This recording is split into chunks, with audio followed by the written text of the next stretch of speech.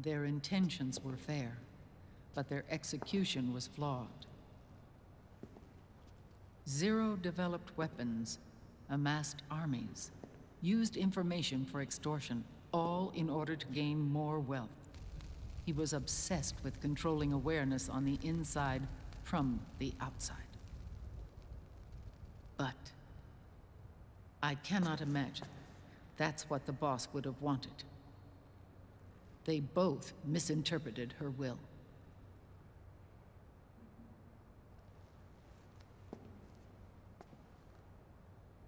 And their absolute reverence for her drove them apart. So began the war between Zero and Big Boss. Opposing interpretations, each striving to realize the boss's will.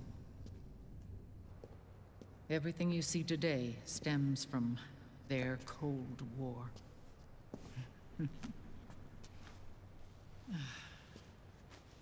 Differences in race, in religion, in ideology. This war they've caused is no different from any other human error in history. It all started with a tiny fork in the path and grew into a great rift. There was nothing left of the boss's noble will in their struggle. All that remained was hatred, a passion to destroy one another. Big Boss returned to the US with a plan in mind, and once again assumed command of Foxhound. In Outer Heaven, and then Zanzibar Land, Big Boss plotted coup d'etat against Zero. But you, Solid Snake, his own clone, foiled his efforts both times. Big Boss and Gray Fox, Frank Yeager, were left near death. Zero recovered their bodies. Frank Yeager's entire body was reconstructed through surgery, and he was reborn as the cyborg ninja. Big Boss, now a vegetable, became a prisoner of Zero even in death. For Zero, more than anyone else, your father was an irreplaceable icon.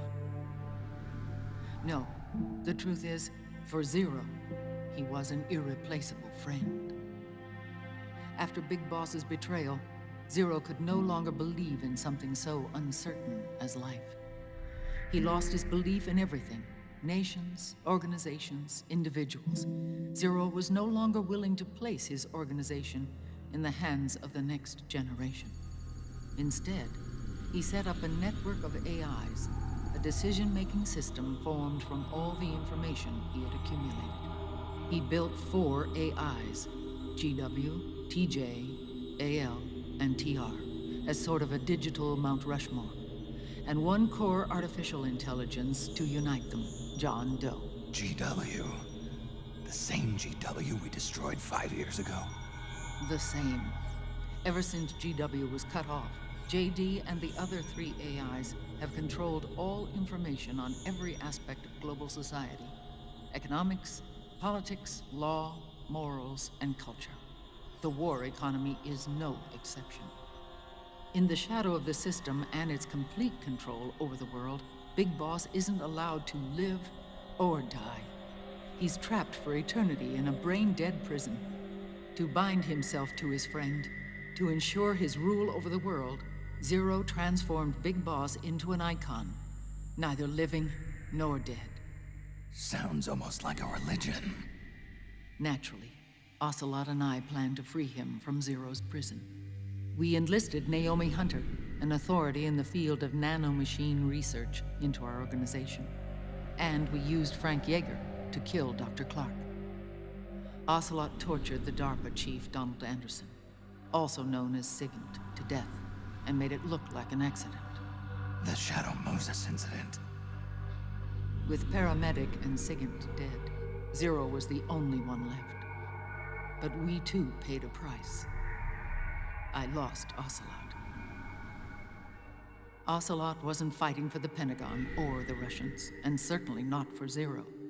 He was fighting for Big Boss. He idolized him.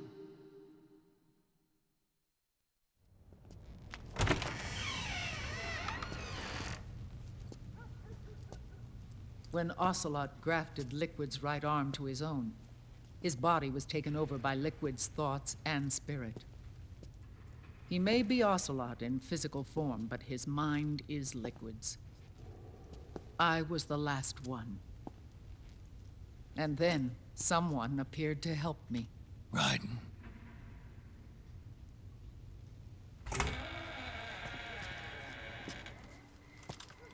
It was when I met him that I finally discovered the location of Big Boss. It was in the data he obtained from GW. Together, he and I retrieved Big Boss. But Big Boss was still asleep, as Zero had left him. Why did Zero keep him alive?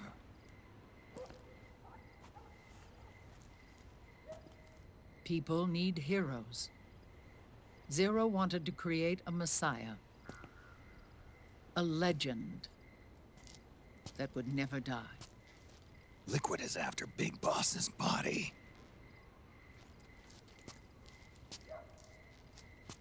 Is it here?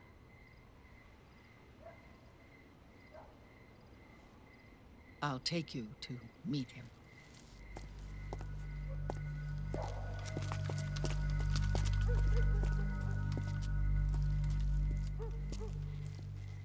This is his pyx, his holy ark.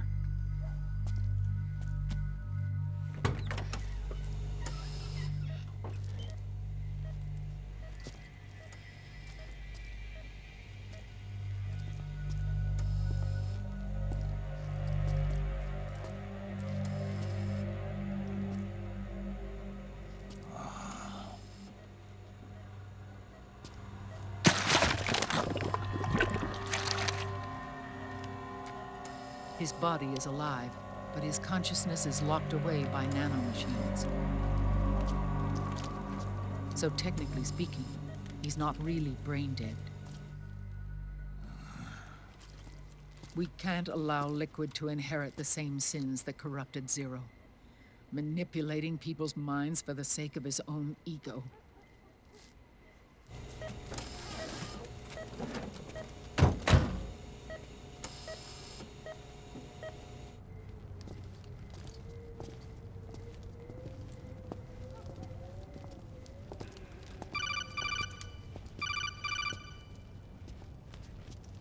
Otacon. Snake, it's Naomi. What happened? She's gone. She's not in the Nomad anymore. When? Less than an hour ago. She disappeared right after she and Sonny got back from Dr. Madnar's place. Why weren't you watching her? I didn't have my glasses on. Naomi said it herself. The experiment can't succeed without her. You think she went back to Liquid? What about Raiden? Good news on that front. We managed to get our hands on a dialysis machine and set up an ICU. We just started him on dialysis and treatment for his wounds. Will he live? Yeah, no worries there. Sonny's taken over for Naomi. But his treatment's probably gonna take 48 hours. Until then, Raiden can't move. Hey, you! Come here!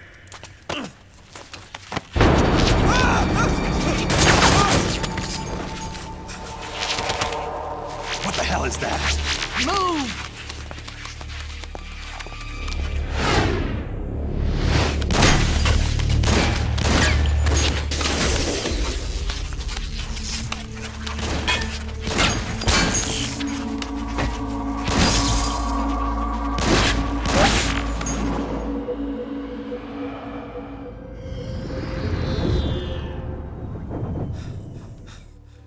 Scarabs. Unmanned scouts. They've found us. We're moving out. Snake, the PMCs are converging on your location. Damn it! They're sending in Gecko! They'll be on you in less than 5 minutes! Are they ready? Yes, ma'am. We'll escape through the canal route using the real van. Get it ready. Hurry. Yes, ma'am. Snake, over here. We've got decoy vans set to draw some of our pursuers away.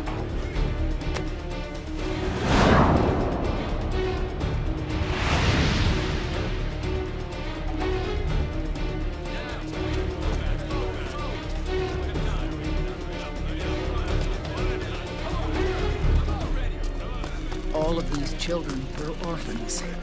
They work in arms factories. And when they grow up, they want to join a PMC. They seek revenge on other companies, PMCs that killed their parents, and use their earnings to support their younger siblings. There are countless child soldiers like these in the PMCs. Nowadays, anyone with a computer can get combat training.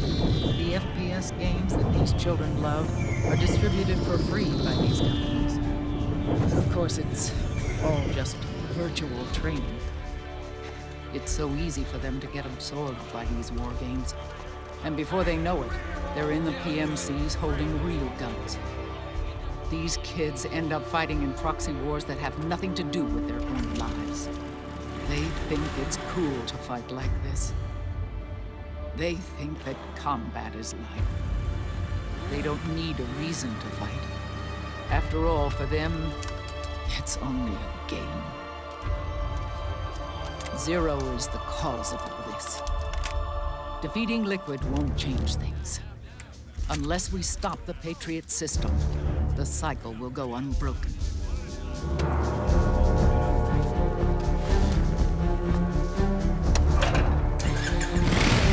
Hop on.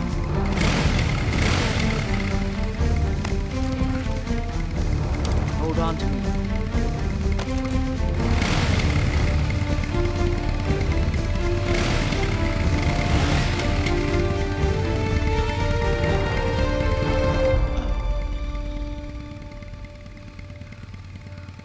With so many wars being waged, oil and biofuel have become as precious as diamonds. It's been a while since I went out for a ride. Are you sure about this? I only get off my bike when I fall in love.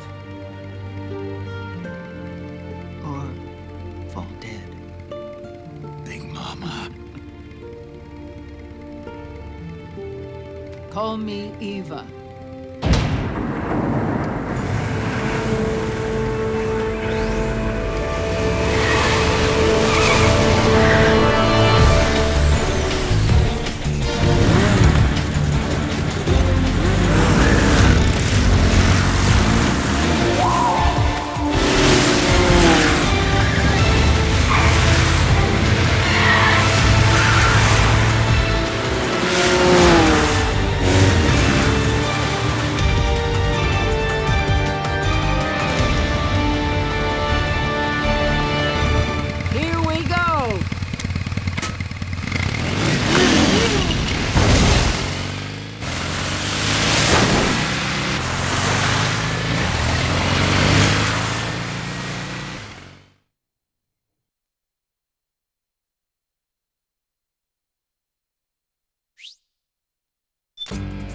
We have to keep Big Boss's body out of enemy hands, no matter what. Get the body safely to the canal escape point.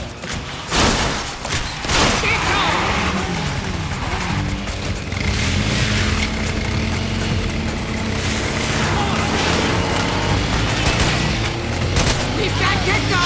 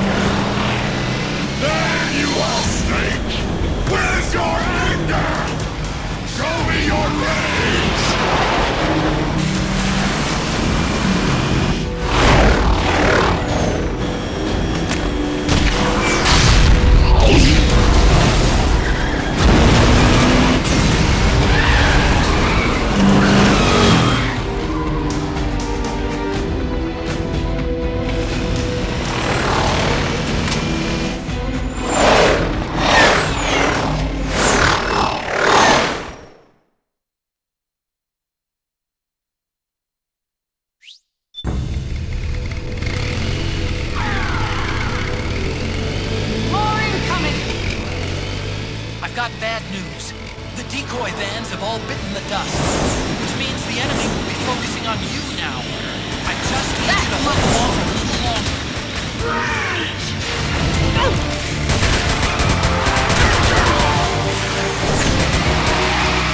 Have you tried aiming? Pull the plug.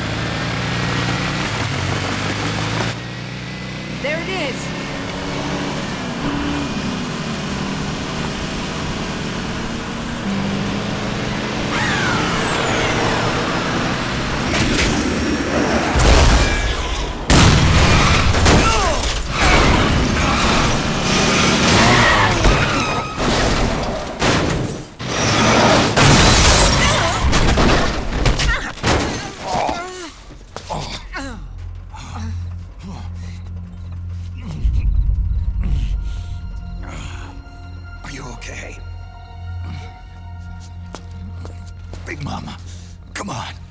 Stay with me. Eva, I need you. Is that you? Snake.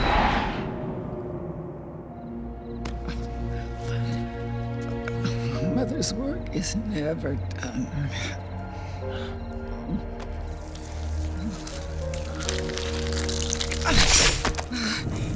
My mama.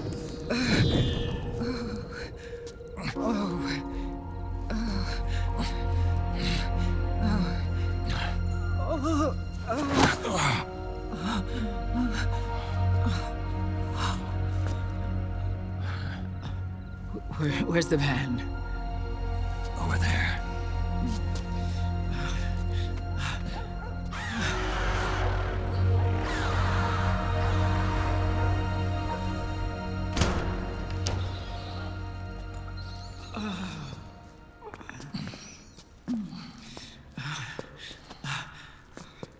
The children.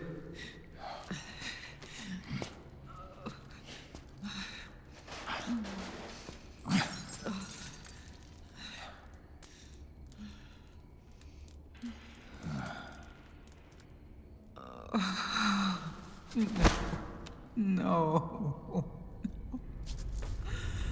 I'm so sorry.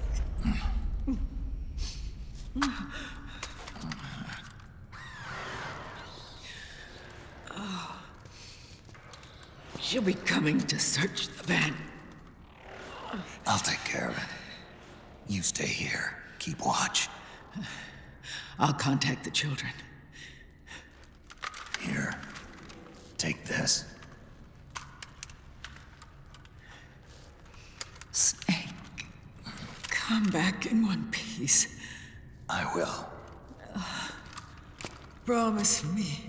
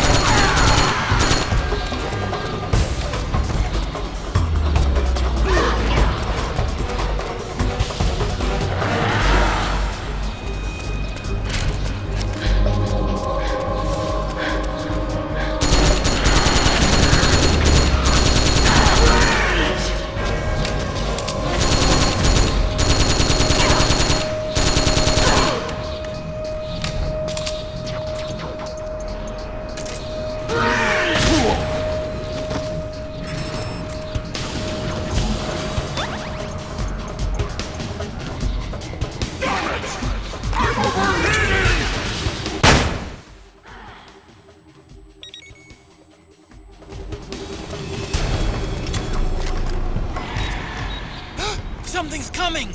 Get out of there, Snake!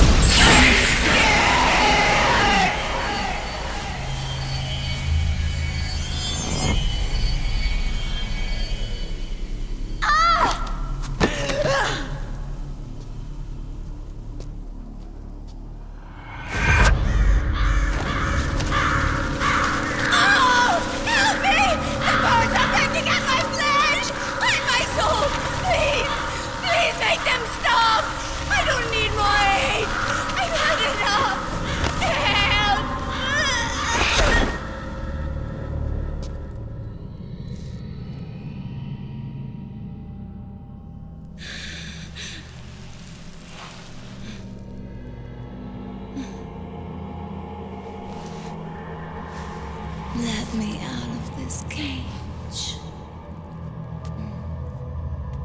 I don't need these wings.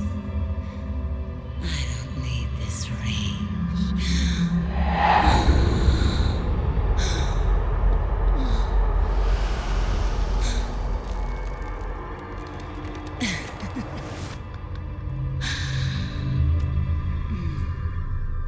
Calm. Let your anger flow.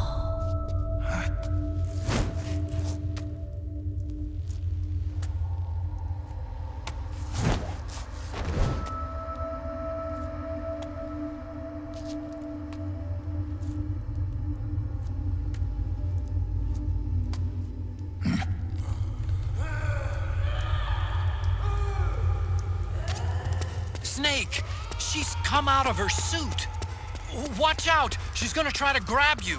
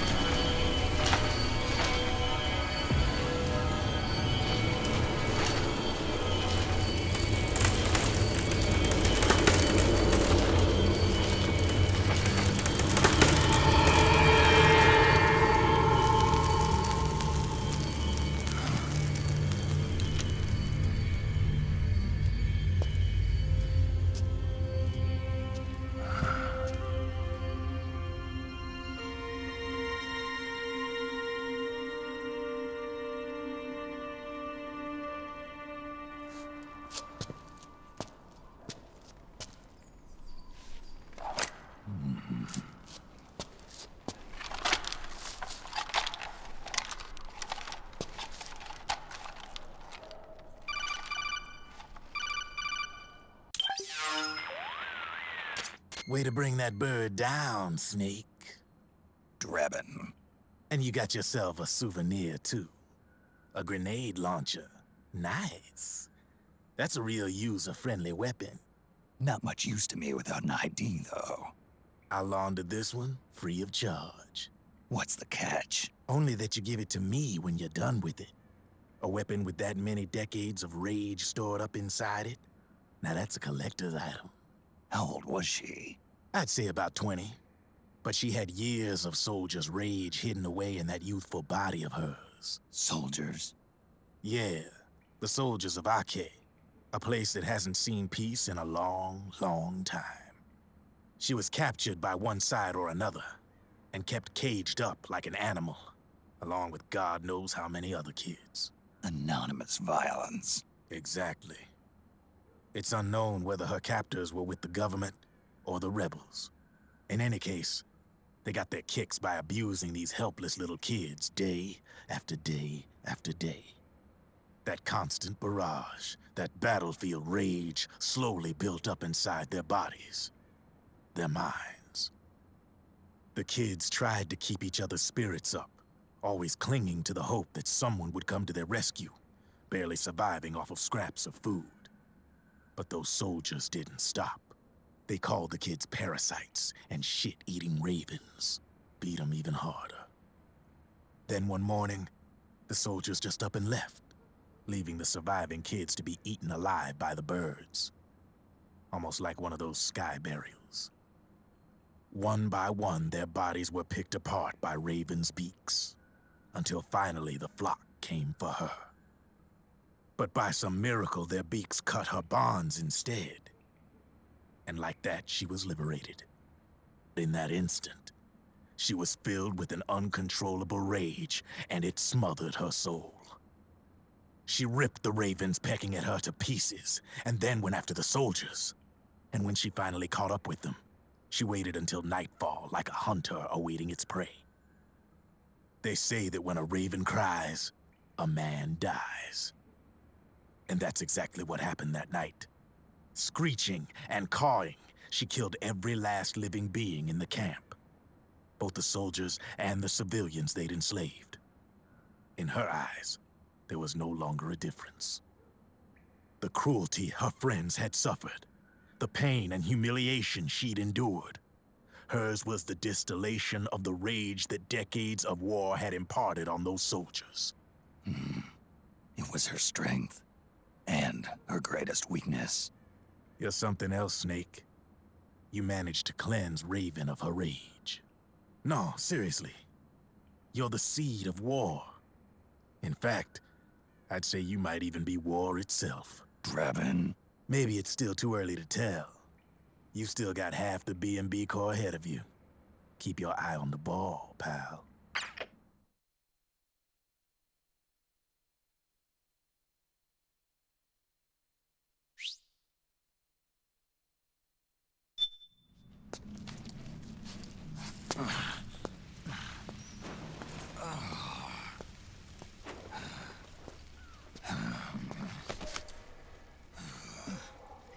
Snake. I have to apologize. The 3 vans that came out with us are decoys. The real one is floating down the river, headed downstream. I managed to get in touch with the children. The Pix is safe. We're going to rendezvous on the riverbank, downstream. Land and air routes are cut off. But there's a cruiser waiting for us. The Volta River is our only chance of escape. Let's get out of here. Hurry. Good thinking.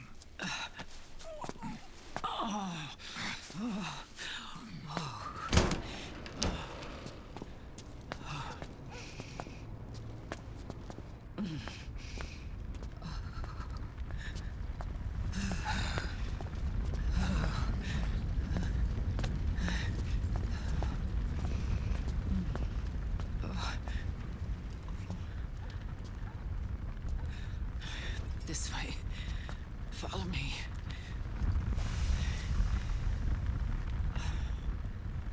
I don't need to feel the wind anymore. There's no need to keep lying to myself. I only get off my bike when I fall in love. Or... Oh, Snake. Give me a hand. Yeah.